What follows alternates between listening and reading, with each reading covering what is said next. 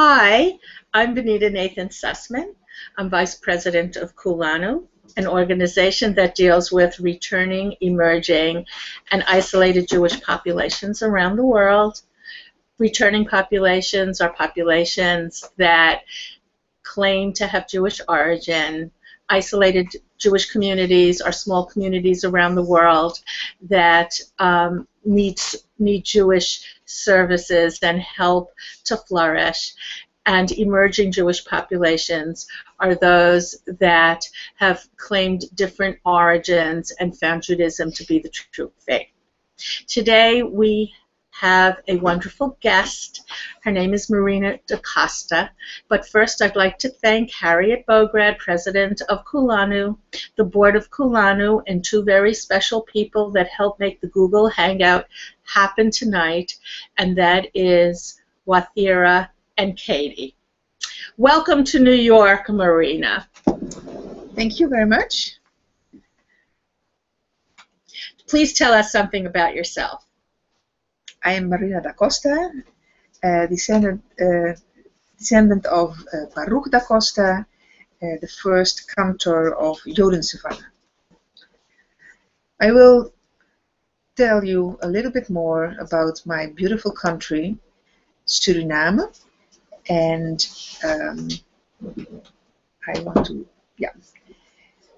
my beautiful country, Suriname, is larger than the state of Georgia, and it's bordered by French Guiana to the east, Guyana to the west, Brazil to the south, and the Atlantic Ocean to the north.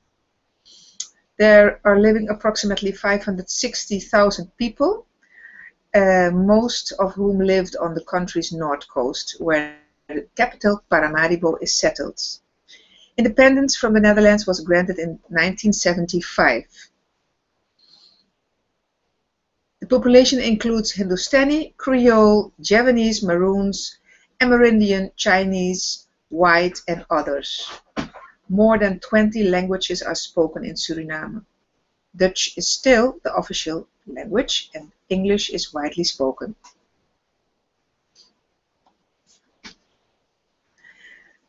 In 1492, the Alhambra decree, also known as the Edict of Expulsion, was issued. My family had to leave the country before 1492. The Jews had to leave behind all the gold, their silver, or minted money. In order to add an extra dimension on the expiring date, 2 more days were added to this date, and so giving it a special meaning. The date fell on the day of 9 Av. Uriah da Costa, my family member, was born in the Portuguese city of Porto, and he was given the Christian name of Gabriel.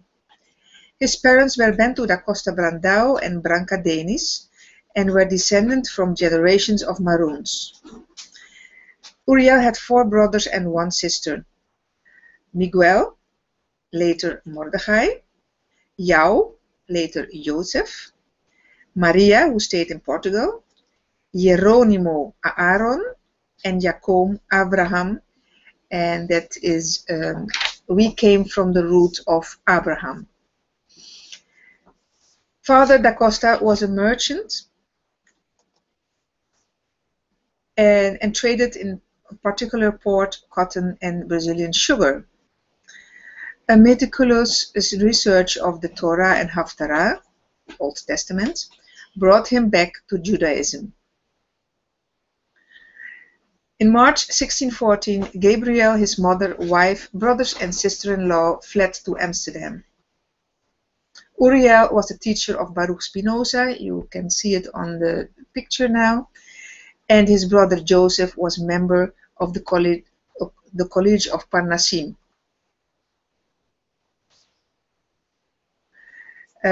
Together with Michael Spinoza, the father of Baruch.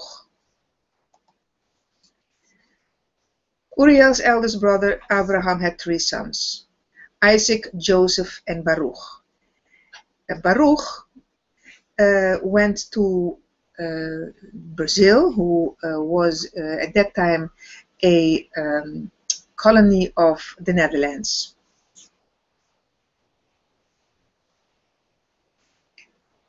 Here you can see a picture of the Portuguese synagogue in Amsterdam.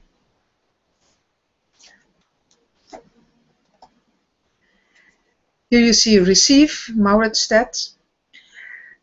In 1613, an expedition army conquered Brazil on the Portuguese, and Brazil was taken over by the Republic of the Seven United Netherlands. The Dutch possessed many plantations, and they were seduced to copy the system of slavery and slave trade in 1635. With the permission of Lord Willoughby, the Jews, when they had to move from Mauritsstad in 1654, because the Portuguese conquered this area, Lord Willoughby gave his permission to a couple of Jews to come to Suriname. They were very glad that they came, because they had a lot of knowledge about the sugar trading, the sugar harvest, and everything what's around this.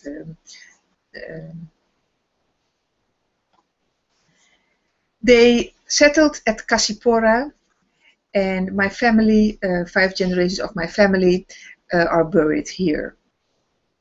Cassipora had a little wooden synagogue and a couple of houses, and it was not so far away from Joden Savannah. In October 2013, my son Baruch was at Cassipora with a couple of people, and here you see him, Marina da Costa, the cantor. This is his gravestone. Gravestone of the burial place of a man of value, of many deeds, of Kaftseel, sweet singer of Israel. May his name be blessed, and may his memory be blessed. You see at the cemetery of Cassipora that in some families are buried by each other. And this is a very nice gravestone of one of the family members of the Levis. In 1664, a couple of Jews went from Brazil also to Cayenne.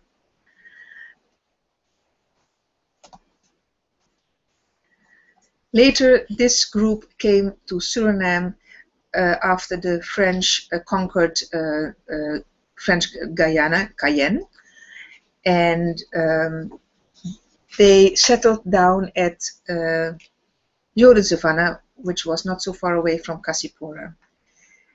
They got from the English freedom of religion.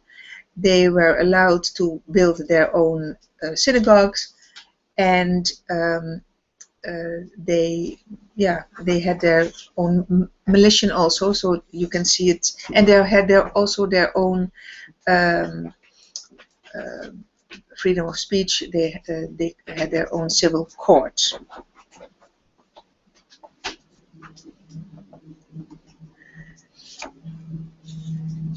This was in the Second English War, where the Dutch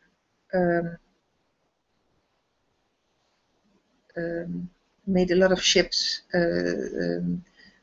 burned a lot of ships, and the West India Company took over Suriname. They conquered Suriname, and the English had to move. That was in 1667. By the Treaty of Breda, they made the decision that the Dutch could have Suriname, and they had to give the New Amsterdam to the English.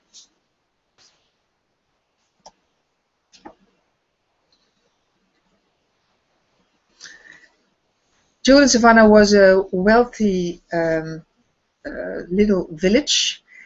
You can see the synagogue from bricks. It was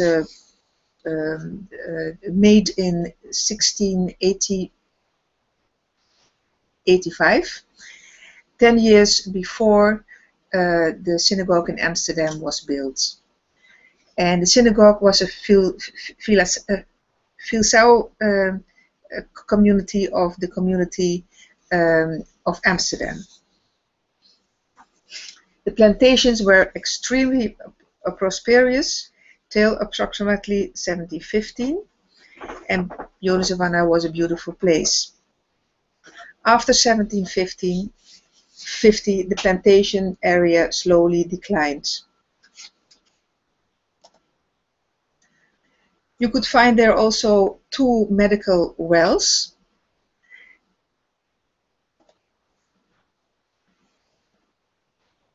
Water was, they brought the water in tons to the ships when they went back to Europe.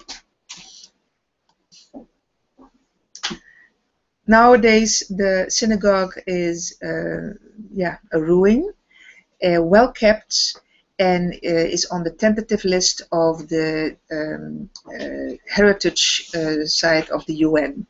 So they are working on it, and hopefully next year or near the year after, they will be on the list of the UNESCO.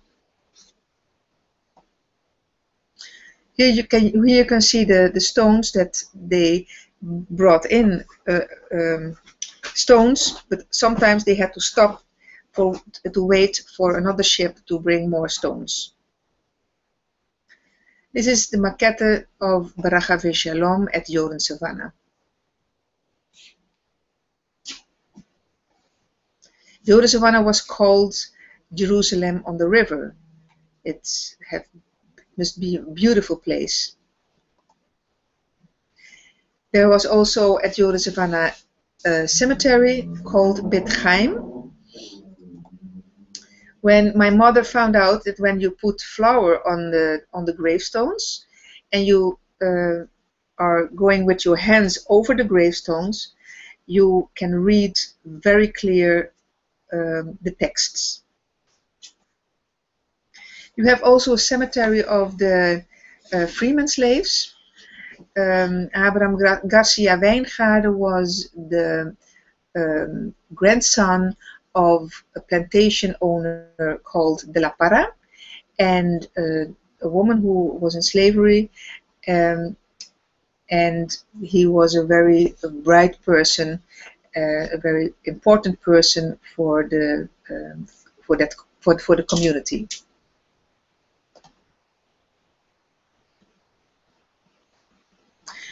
As I told you, in Suriname, the Surinamese community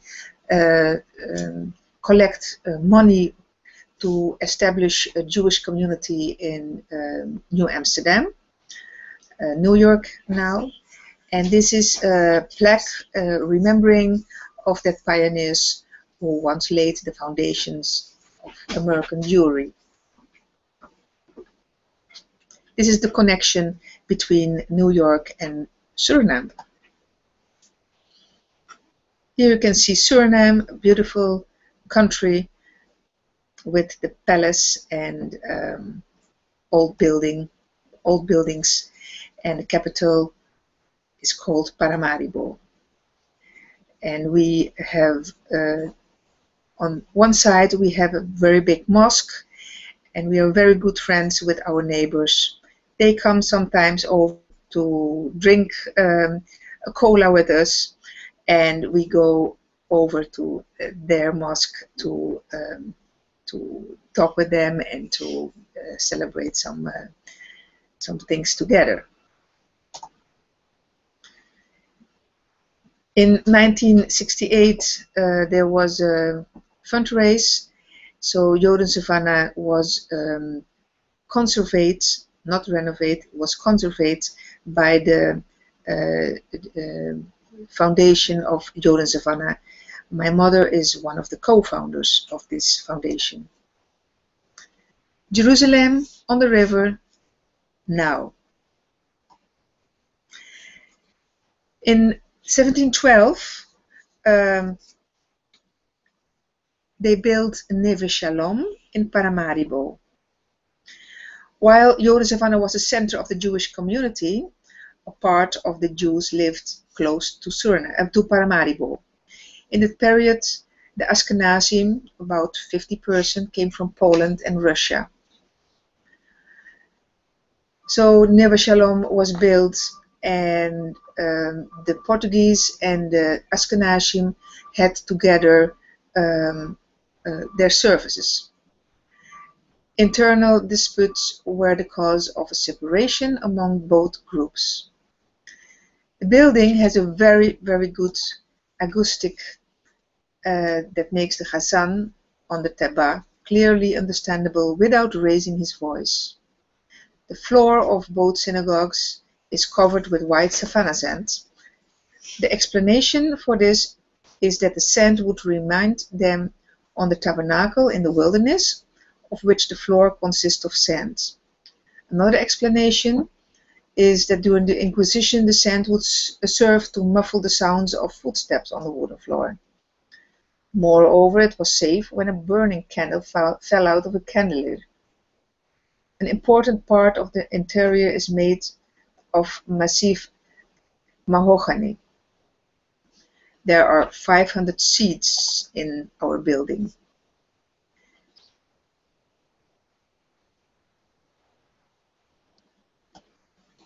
In the spacious courtyard of the synagogue, a mikveh, ritual bathhouse, is situated, and the house for the shamash, and a mahamat, a meeting room, you can see there also.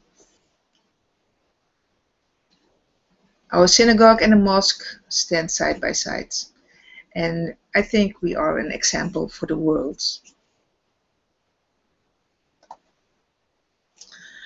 In 1735, after the separation, the Portuguese Jews built a new place of worship in the Herenstraat in Paramaribo. That was consecrated in 1736, and it was given the name of Tzedek Veshalom. That means justice and peace. Once she was meant to be a house of prayer for the Portuguese Jewish community, and the function of the building has been completely changed. During the recent renovation and refurbishment of the Israel Museum in Israel, the synagogue rebuilt, and the complete interior is placed therein on long loan basis. Now it is to see for hundreds of thousands from around the world. Today, the synagogue at the Herenstraat is a computer company. At the place where years ago people came to pray, now computer parts and headphones are sold.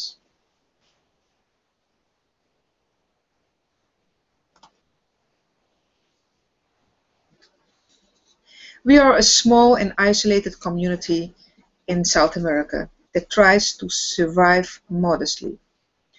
From October 20 till 26, 2014, we hope to celebrate 375 years of Jews in Suriname. On the lawns of our synagogue, a monument will be unveiled in memory of the murdered Surinamese Jews during World War II. This is also an important chapter of our history. We will have a special program every day and expect about 100 people from abroad. So I want to invite you to look to our website, and as a member and on behalf of the organization, I would like to say welcome in Suriname. I thank you on behalf of the Foundation 375 Years of Jews in Suriname. And I want to thank also Kulanu, who made this possible for us to to be here and that I can on behalf of the organization, I can talk about this this celebration.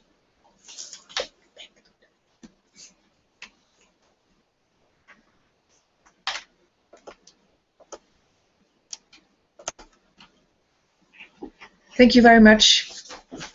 Well, I have some more questions to ask you because I think we have a few more minutes. Mm-hmm. Can you tell us something about how Kulanu has helped your community? I know we have a Kulanu coordinator, Jacob Steinberg, who has been helpful, and I know that we had a project of sending some of your younger members to Israel through Birthright. Mm-hmm. Would you like to address those two issues? Yeah. 3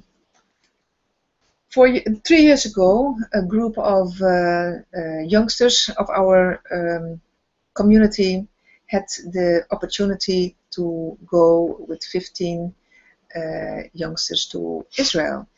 It was very special because they never have been in Israel. Some even never went abroad.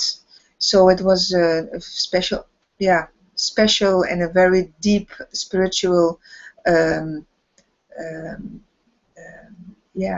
experience for them, and they were very thankful to Kulanu and to Jacob Steinberg, who was working together with Chaim Beliak, the rabbi who joined us in the community, which we were very happy that it could be like this.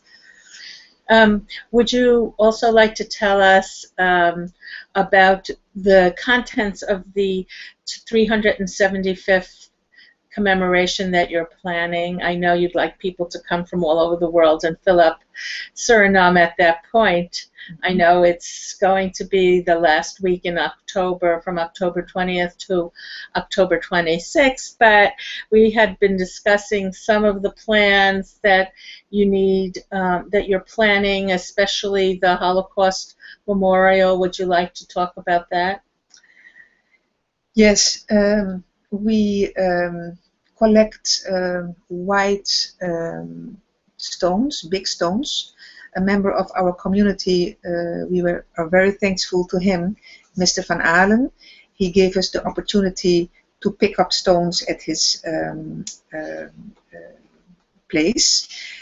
He's a businessman, and he is doing business with stones and all kinds of things. So we have very nice stones, and on every stone there will be a plaque with the names of every member of our every Jewish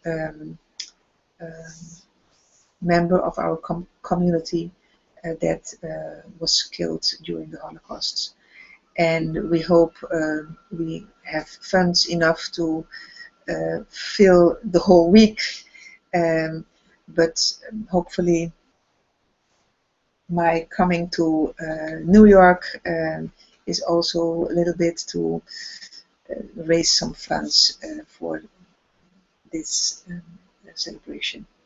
Well, it sounds very exciting, and I know I'm going to try to be there. I hope that others will also kind of want to be there as well. I know that Suriname is the oldest Jewish community in this hemisphere. Some people think that it's New York City in 1654, but actually Suriname predates us. So that was really very wonderful, and I know you... I want to say one thing. I forgot to mention that the first Jews came in 1639. They came from Italy and from the Netherlands, and they came to Torarica, that was the capital of Suriname, and Torarica was given the name Torah Rica, rich Torah. So it's those were the first Jews who came. And afterwards, in 1654, they came from Portugal, from Brazil. Yeah. Are there any gravestones from the Italians that first landed? They think that there were gravestones, but now the place is called Overbridge, and now it's a big project with all kinds of houses, and there's nothing anymore there. Nothing anymore there. New houses. Yeah. I know that you have 2 more speaking engagements while you're in New York. Mm-hmm. I know that tomorrow night there will be an engagement at Sherith, Israel. Yes. We're hoping that the ambassador to Suriname will show up. Yeah, and he will. He will? Yeah, Okay. yeah. And if you want more information about Suriname, please go to the Kulanu website. We have plenty of information there. We're www.kulanu.org. We have information about your community and other communities in Africa and India that we are working with to help establish them, to actually expand the diaspora and interest in Israel. I mean, Kulanu has a very wonderful agenda and mission. So I hope that all of you will visit Suriname and help out the community. And thank you, Marina. It was a pleasure meeting you and talking with you this evening. Yes, thank you.